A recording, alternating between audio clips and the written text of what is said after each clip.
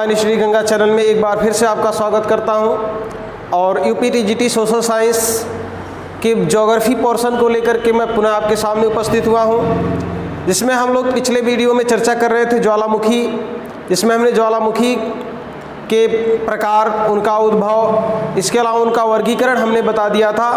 आज हमारे सामने जो टॉपिक है ज्वालामुखी का विश्व वितरण, यानी ज्वालामुखी का विश्व वितरण कैसे, यानी विश्व पटल पर ज्वालामुखी किस प्रकार से फैला हुआ है, इससे भी बहुत सारे प्रश्न बनते हैं। तो आइए हम चर्चा करते हैं कि ज्वालामुखी का विश्व वितरण किस प्रकार से है। ज्वालामुखी की जो संसार पर मानचित्र पर स्थिति है, अगर उसको देखा जाए, उनके उद्गार की स्थिति, उनके विभिन्न स्थानों पर जो सुलभता है, इन सब चीज़ों को अगर देखा जाए तो वितरण के संबंध में दो विचारधाराएं जो हैं वह निकल करके आती हैं। एक है परंपरागत वितरण विचारधारा और दूसरा जो है वितरण प्लेट टेक्टोनिक्स के आधार पर बताया जाता है। तो हम बारी बारी से दोनों विचारधाराओं की चर्चा करते हैं। पहले हम लोग परंपरागत वितरण पर चर्चा करेंगे।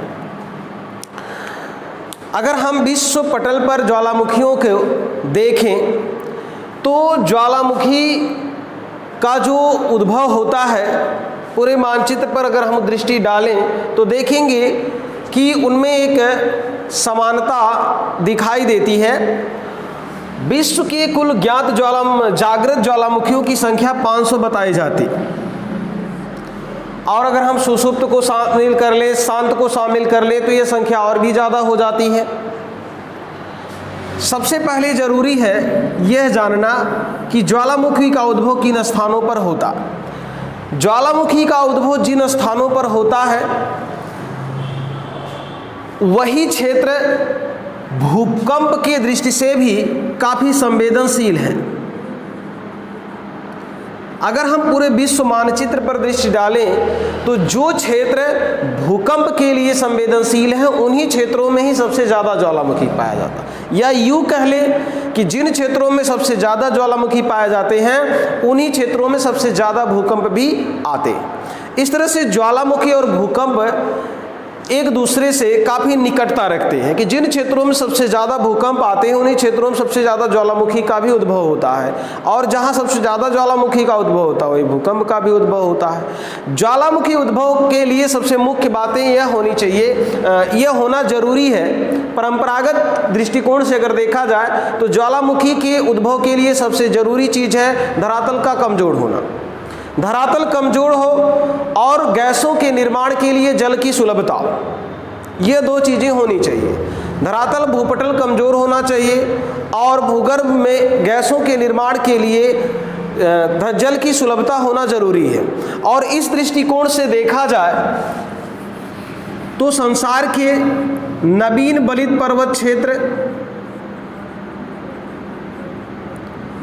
और भूभ्रंश घाटी क्षेत्र,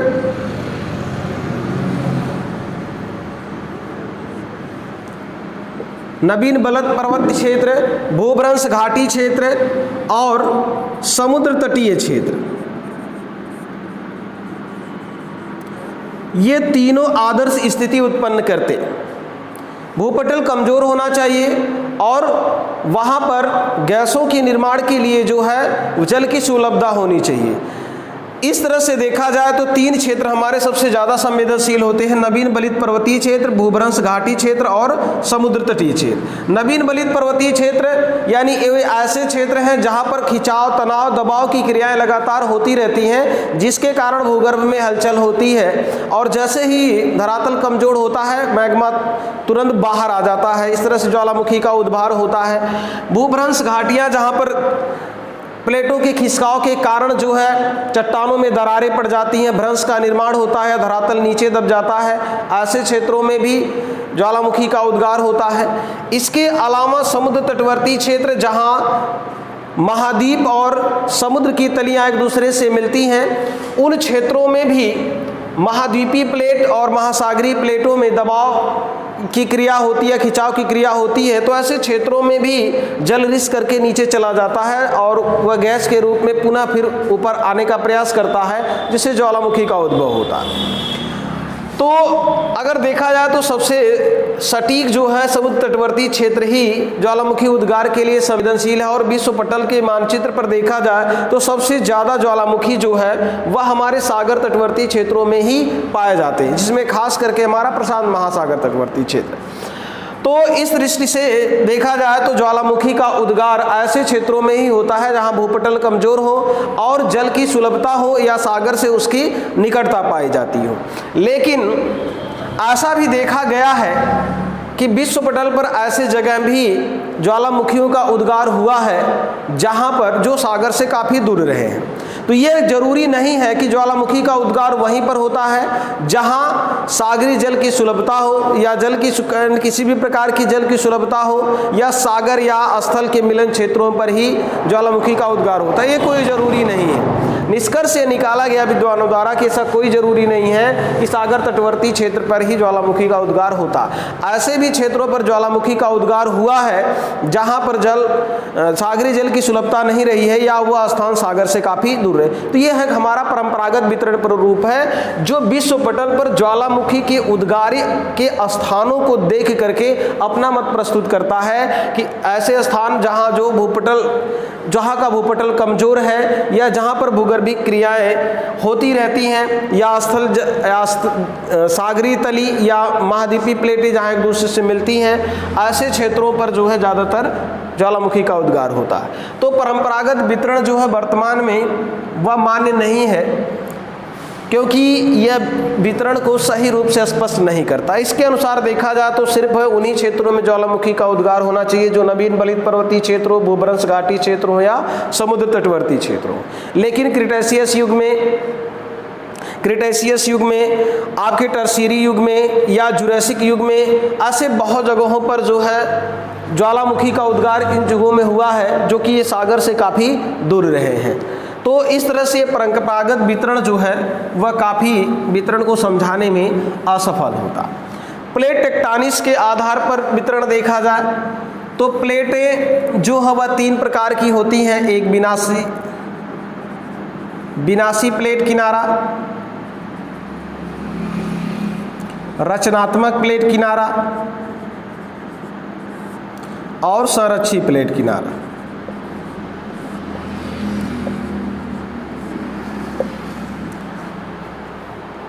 प्लेटें क्या होती हैं? स्थल के दृढ़ भूखंड को प्लेट कहा जाता है। जैसे कोई एक बड़ा टुकड़ा हो और उसे आप कई टुकड़ों में बड़े बड़े टुकड़ों में तोड़ दें और ये दूसरे से लगे हुए भले हों लेकिन एक दूसरे से स्वतंत्र और अलग और किसी भी तरफ यह गमन करने के लिए स्वतंत्र हो। इसी तरह से संपूर्ण द्विखंड जो हमारा बड़ा भूखंड है, इसी तरह से कुछ बड़ी प्लेटों और छोटी प्लेटों में यह विभक्त है। यह प्लेटें स्वतंत्र होकर के जो है 6 बड़ी प्लेटें हैं, इसके अलावा 20 छोटी प्लेटें हैं और ये बड़ी प्लेटें छोटी प्लेटों से स्वतंत्र होकर के गमन करती हैं। जब 2 प्लेटें एक दूसरे के आमने सामने आती हैं तो एक प्लेट का दूसरे प्लेट द्वारा छेपड़ कर दिया जाता है, यानी जो भारी प्लेट होती है वह हल्की प्लेट के नीचे चली जाती है और हल्की प्लेट भारी प्लेट के ऊपर चली जाती है। तो भारी प्लेट जो है वह नीचे जाती है और जैसे ही भूगर्भ में पहुंचती है अत्यधिक ताप के कारण उसका विनाश होने लगता है। ऐसे प्लेट किनारों को हम विनाशी प्लेट किनारा कहते हैं। और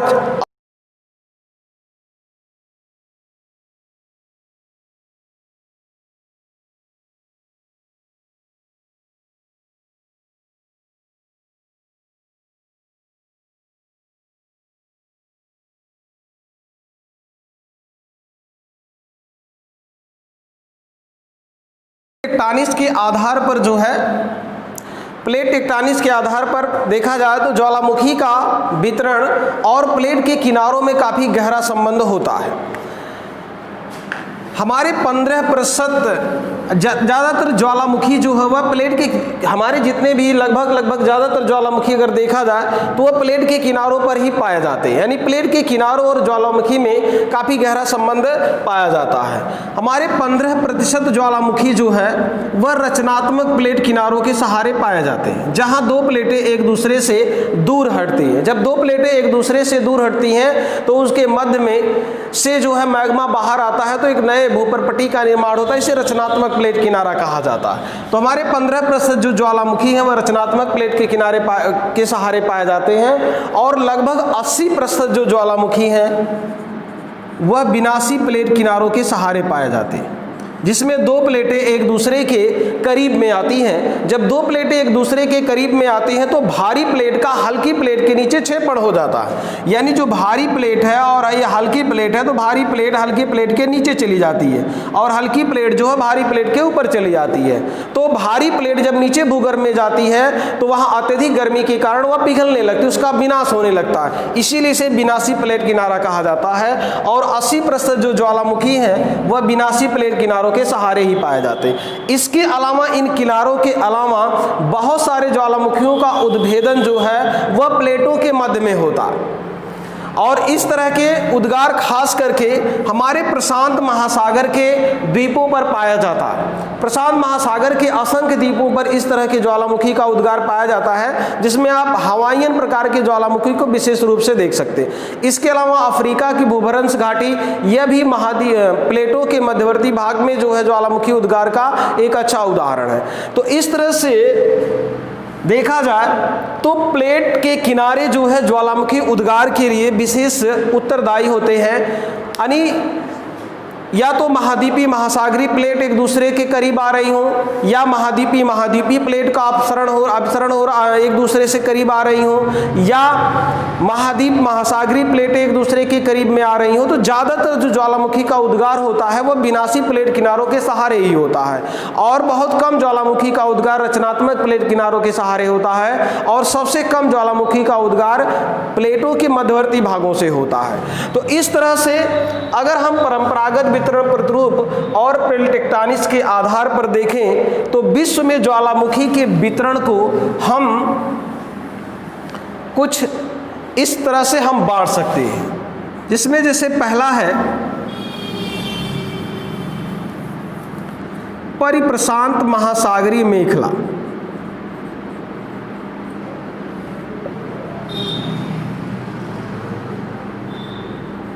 परिप्रशांत महासागरीय मेखला, और दूसरा है मध्य महाद्वीपीय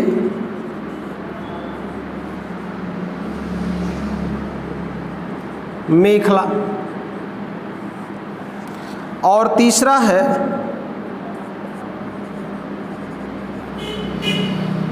मध्य अटलांटिक ज्वालामुखी मेखला, अंतरा प्लेट ज्वालामुखी।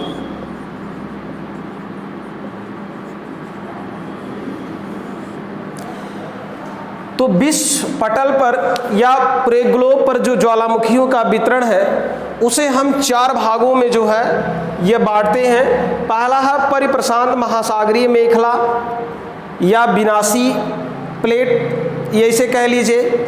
इसी तरह से मध्य महाद्वीपीय मेखला यानी महाद्वीपीय प्लेटें, जहाँ एक महाद्वीप और महाद्वीपीय प्लेटें एक दूसरे से करीब में आती हैं। मध्य अटलांटिक मेखला, यहाँ पर प्लेटों का अपसरण होता है। अंतरा प्लेट ज्वालामुखी, यहाँ भी प्लेटों का अपसरण होता है। तो दो ये जो हैं वितरण, ये प्लेटों विनाशी प्लेट किनारों के सहारे ज्वालामुखी का उद्भव होता है, और ये दो ऐसे हैं जो रचनात्मक प्लेट किनारों के सहारे ज्वालामुखी का उद्भव दिखाया जाता है, जिसमें है परिप्रशांत महासागरीय मेखला।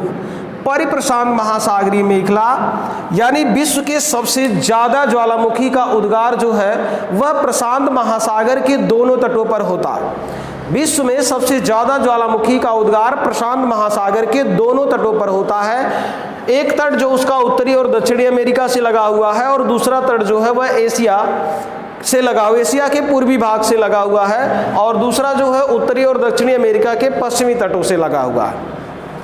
तो सबसे ज़्यादा ज्वालामुखी का जो उद्भव होता है, उद्गार होता है, वह प्रशांत महासागरीय मेखला के सहारे होता है। इसीलिए प्रशांत महासागरीय मेखला को ज्वालामुखी का वृंत कहा जाता है। फायर ऑफ रिंग इसे भी कहते हैं। सबसे ज़्यादा ज्वालामुखी का उद्गार जो है वह प्रशांत महासागरीय मेखला के सहारे होता है। इसीलिए प्रशांत महासागरीय मेखला को फायर ऑफ रिंग या ज्वालामुखी का ज्वालावृंत भी कहा जाता है। विश्व के सबसे ज़्यादा ज्वालामुखी का उद्गार हमारे प्रशांत महासागर के दोनों तटों पर होता है, जिसमें हमारी महाद्वीपीय प्लेट और महासागरीय प्लेटें एक दूसरे के नीचे छेपड़ हो रहा है। महाद्वीपीय प्लेट हल्की होती है और महासागरीय प्लेट भारी होती है। तो महासागरीय प्लेट का महाद्वीपीय प्लेट के नीचे छेपड़ होता है और जहां पर महासागरीय प्लेटों का विनाश हो रहा है और वहां पर जो है भूपटल कमजोर होता है और वहीं पर सबसे ज्यादा ज्वालामुखी का उद्भव होता है। और इस ज्वालामुखी का जो क्षेत्र है वह हमारे अंटार्कटिका महाद्वीप के इरेबस पर्वत, अंटार्कटिका महाद्वीप के इरेबस पर्वत से लेकर के यह दक्षिणी अमेरिका के एंडीज पर्वतमाला और उत्तरी अमेरिका के रॉकीज पर्वतमाला से लेकर के अलास्का तक ये जो वितरण है प्रशांत महासागर का, वह दक्षिणी अमेरिका के एंडीज पर्वतमाला का अनुसरण करती हुई और उत्तरी अमेरिका की रॉकी पर्वतमाला का अनुसरण करती हुए अलास्का तक चली जाती। यह संपूर्ण क्षेत्र ज्वालामुखी की दृष्टि से संवेदनशील है। इसके अलावा अलास्का से ही लगा हुआ हमारा एशिया महाद्वीप का एक कमचटका वाला भाग है। एशिया महाद्वीप का पूर्वी भाग, यहीं से यह श्रृंखला जो है ठीक एशिया महाद्वीप की तरफ मुड़ जाती है और उसके बाद फिर इधर जापान आल्यूसियन द्वीप समूह से होते हुए आपके फिलीपींस द्वीप समूह से होते हुए मध्य महासागरीय मेखला से जाकर के मध्य महाद्वीपीय मेखला से जाकर के आगे मिल जाती है।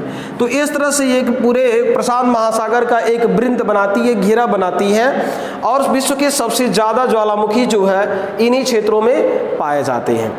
इसके अलावा अगर ज्वालामुखियों का श्रृंखला देखा जाए, समूह देखा जाए, तो सबसे ज़्यादा समूह में ज्वालामुखी व दक्षिणी अमेरिका के इक्वेडोर में पाए जाते हैं।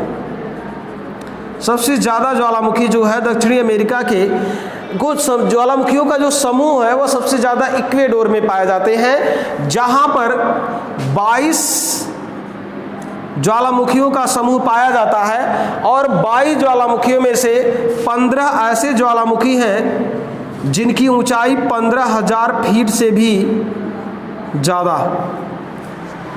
यहाँ लगभग 22 ज्वालामुखियों का एक समूह पाया जाता है इक्वेडोर में और जहाँ पर 15 ऐसे ज्वालामुखी हैं जिनकी ऊंचाई 15,000 फीट से भी ऊंचा है और यहीं का सबसे ऊंचा ज्वालामुखी है कोटोपैक्सी,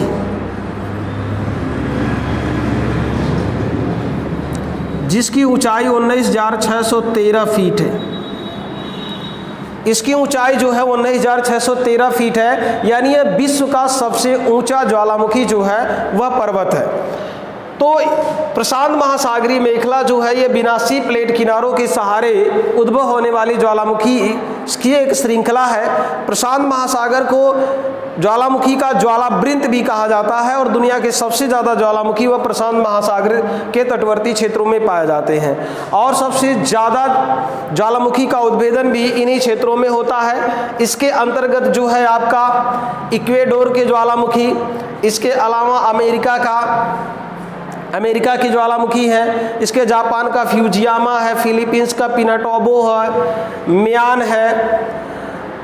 इस तरह की ज्वालामुखी जो है इसमें शामिल किए जाते हैं। तो ये सबसे बड़ी श्रृंखला है जो ज्वालामुखी उद्भव के लिए जानी जाती है, जिसका उद्भव इरेबस पर्वत से लेकर के दक्षिणी अमेरिका के एंडीज पर्वतमाला और उत्तरी अमेरिका के रॉकी पर्वतमाला का अनुसरण करती हुई अलास्का तक पहुंचती है। अलास्का से पुनः ये एशिया में आपके एल्यूसियन द्वीप समूह, जापान, इसके अलावा फिलीपींस द्वीप समूह से होते हुए आपके मध्य महाद्वीपीय मेखला में आकर के यह मिल जाती है।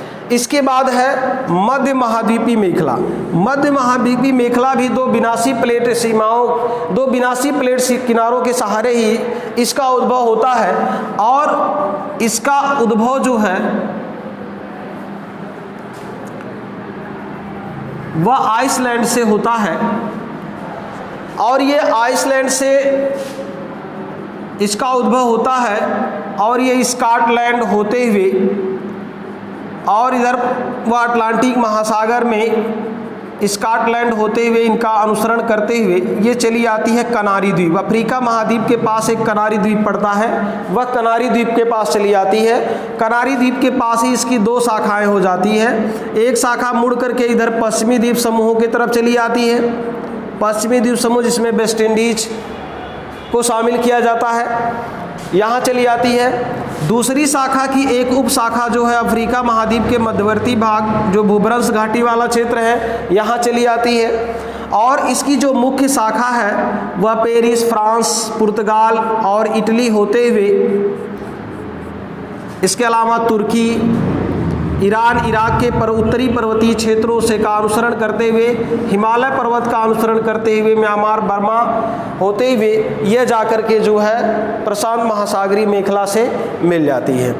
तो यहाँ पर जो आने वाला ज्वालामुखी है वह दो महाद्वीपीय प्लेटों के एक दूसरे पर दबाव डालने के कारण होता है, जबकि प्रशांत महासागरीय मेखला में जो ज्वालामुखी आते हैं वह महासागरीय और महाद्वीपीय प्लेटों के आपस में बिना दबाव के कारण होता है, और जबकि मध्य महाद्वीपीय मेखला में जो है यह एक महाद्वीपीय प्लेटों के एक दूसरे से में अपसरण के कारण होता है। तो यह आइसलैंड से होकर के स्कॉटलैंड होती हुई यह कनारी द्वीप तक की शाखा आती है, और इसकी एक शाखा जो है, इसकी एक शाखा सीधे जो है पश्चिमी द्वीप समूह की तरफ मुड़ जाती है। दूसरी शाखा की उप शाखा वह अफ्रीका महाद्वीप में आती है, और दूसरी जो मुख्य शाखा है वह स्पेन, पुर्तगाल और इटली भूमध्य सागर से होते हुए सीधे तुर्की और इधर इराक, ईरान के ऊपरी भागों से होते हुए वह हिमालय पर्वत का अनुसरण करती हुई सीधे म्यांमार, बर्मा से निकल जाती है। इसी की ही शाखा जो में हमारा एकमात्र ज्वालामुखी जो अंडमान निकोबार द्वीप समूह में पाया जाता है, जिसे बैरन द्वीप के नाम से बैरन ज्वालामुखी के नाम से जाना जाता है, वह मध्य महाद्वीपीय श्रृंखला का ही भाग है। इसके अलावा भूमध्य सागर के जो ज्वालामुखी हैं, स्ट्राम्बोली है, एटना है, विसुवियस है, इसके अलावा आपके एलबुर्ज है, माउंट अरारात है, ये सारे ज्वालामुखी हैं। म्यांमार का पोपा है, ईरान का देवबंद को सुल्तान, ये जितने भी ज्वालामुखी हैं ये सब ज्वालामुखी जो हो मध्य महाद्वीपीय प्लेट के महाद्वीपीय श्रृंखला में जो है यह पाए जाते हैं। जबकि परिप्रशांत महासागरीय मेखला में इसमें जापान का फ्यूजियामा है, फिलीपींस का है, पिनाटोबो है, माउंट मेयान है, माउंट रियान है, इसके अलावा अमेरिका का है, रेनियर है, इसके अलावा मध्य अमेरिका का चिम्बोर्जो है, इक्वेडोर के ज्वालामुखी हैं, दक्षिणी अमेरिका के ज्वालामुखी इसके अंतर्गत जो है वह शामिल किए जाते हैं। जबकि मध्य महाद्वीपीय मेखला में जो है वह आइसलैंड, स्कॉटलैंड, इसके अलावा स्पेन, पुर्तगाल, इटली, भूमध्य सागर और इधर तुर्की, ईरान, इराक और भारत और म्यांमार, इन सब ज्वालामुखियों को मध्य महाद्वीपीय मेखला में जो है वह शामिल किया जाता है। इसके अलावा तीसरा जो है आपका मध्य अटलांटिक मेखला के सहारे जो है दो प्लेटों का अपसरण होता है। जब दो प्लेटों का अपसरण होता है तो कटक के सहारे दरार या भ्रंशन का निर्माण होता है। जब दो प्लेटें एक दूसरे से दूर हटती हैं मध्य अटलांटिक भागों में, जब इसे मध्य अटलांटिक मेखला इसलिए कहते हैं, इसका उद्भव जो है वह अटलांटिक महासागर में होता है। जब दो प्लेटों का अपसरण होता है, इधर हमारी उत्तरी और दक्षिणी अमेरिकी प्लेट ये पश्चिम की तरफ खिसक रही हैं, तो जिसके कारण जो है मध्य अटलांटिक कटक में जो कटक पाई जाती है धीरे धीरे उसमें भ्रंशन और दरारें पड़ रहे हैं। तो भ्रंशन और दरारों के पड़ने के कारण जो है जो हमारे भूगर्भ का मैग्मा है, जिसमें पेरिडोटाइट और बेसाल्ट, जब दो प्लेटें एक दूसरे से की ओर अपसरित होती हैं तो कटक के सहारे दरार और भ्रंशन का निर्माण होता है। और इस मध्य अटलांटिक कटक के सहारे जब भ्रंशों का निर्माण होता है तो पेरिडोटाइट और बेसाल्ट मैग्मा जो है वह धीरे धीरे इसके दुर्बलता मंडल से निकल करके बाहर आता है। और जो पेरिडोटाइट मैग्मा है वह निकल करके बाहर आता है तो प्लेटों के दरारों में जो है धीरे धीरे भरने लगता, और जब वह प्लेटों के दरारों में भरता है तो धीरे धीरे जैसे जैसे इनके ऊपर से दबाव कम होता जाता है यह और भी पिघलने लगता है।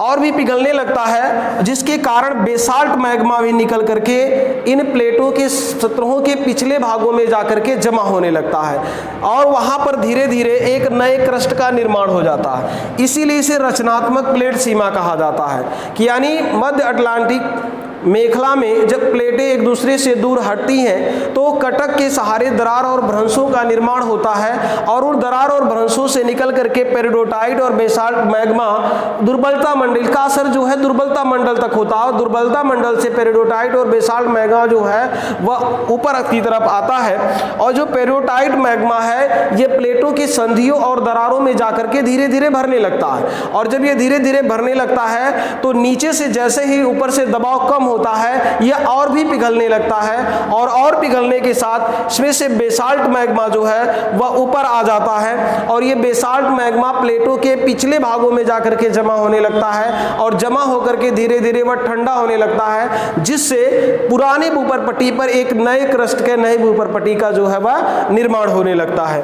तो इस तरह से जो है मध्य अटलांटिक मेखला के सहारे जो है एक नए क्रस्ट का निर्माण होता है, नए भूपरपट्टी का निर्माण पाया जाता है। इसके अलावा है अंतरा प्लेट ज्वालामुखी। अंतरा प्लेट ज्वालामुखी वे ज्वालामुखी होते हैं जिनका उद्भव प्लेटों के अंदर होता है। कुछ ऐसे भी ज्वालामुखी होते हैं जिनका उद्भव जो है वह प्लेट किनारों पर ना होकर के प्लेटों के अंदर होता है और इस तरह के ज्वालामुखी का उद्भव के प्रमाण है वह सबसे ज़्यादा जो है वह प्रशांत महासागर की तली में देखे गए हैं, जिसमें हवाई द्वीप पर इस तरह के प्लेटों के मध्य में ज्वालामुखी के उद्गार के प्रमाण मिलते हैं। इसके अलावा जो अफ्रीका महाद्वीप का भूभ्रंश घाटी वाला क्षेत्र है वहाँ भी प्लेटों के मध्यवर्ती भागों में जो है वह ज्वालामुखी उद्गार के प्रमाण मिलते हैं, लेकिन इस तरह के उद्गार का अभी विस्तृत अध्ययन नहीं हो पाया है, जिसके बारे में लगातार खोजें और अध्ययन चल रही हैं कि प्रशांत महासागर की प्लेट में किन किन क्षेत्रों में इस तरह के उद्गार है। ज़्यादातर प्रशांत महासागर के द्वीपीय क्षेत्रों में इस तरह के अंतरा प्लेट सीमाओं पर जो है ज्वालामुखी के चिन्ह जो है वह उपस्थित पाए गए, लेकिन यह एक सीरियल क्रम में नहीं पाया जाता है। यह कहीं कहीं मिलता है तो कहीं यह गायब भी हो जाता है, कहीं मिलता है तो कहीं गायब हो जाता है। तो इस तरह से देखा जाए तो पूरे विश्व पटल पर जो है ज्वालामुखी का जो वितरण है वह वितरण को हम 4 रूपों में देख सकते हैं।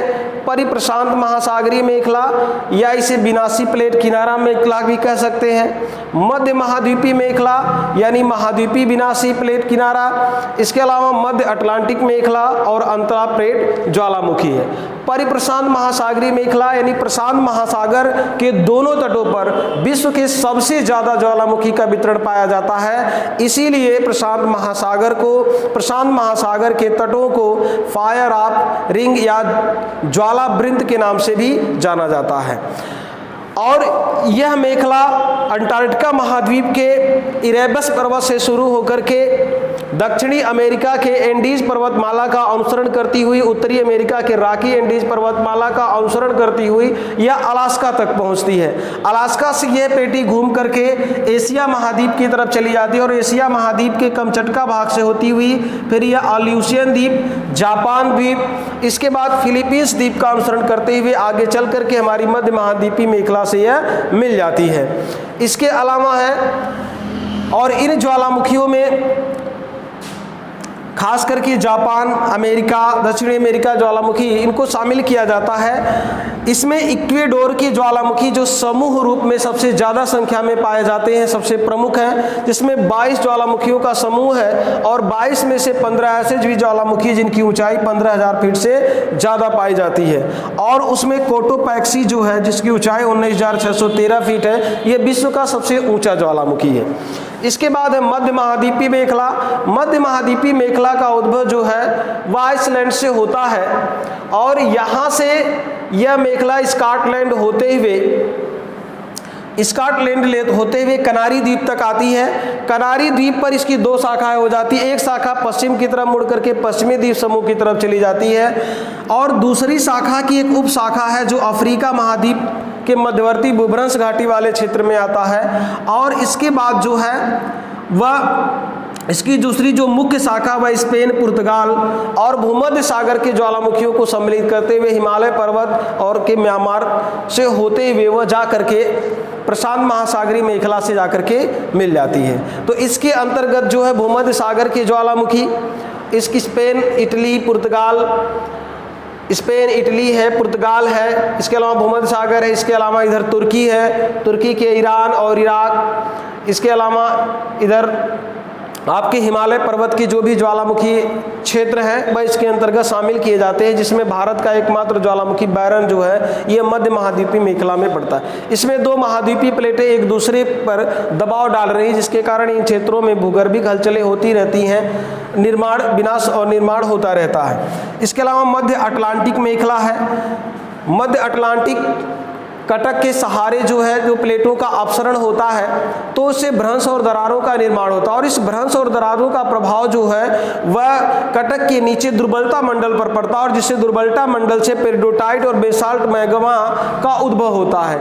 यह पेरिडोटाइट मैग्मा ऊपर आकर के जब प्लेटों की संधि और दरारों में भर जाता है तो ऊपर से दबाव हल्का होने से वह और पिघलने लगता है, और पिघल करके जो है वह बेसाल्ट मैग्मा ऊपर आने लगता है, और ये बेसाल्ट मैग्मा जो है वह प्लेटों के निचले भागों में, पीछे वाले भागों में जाकर के जमा होने लगता है, और जमा होकर के वहां धीरे धीरे ठंडा होने लगता है, जिससे एक नवीन क्रस्ट का निर्माण होता है। तो इस तरह से ये मध्य अटलांटिक कटक के सहारे जो है एक नवीन क्रस्ट और नई ऊपरपट्टी का निर्माण होता है।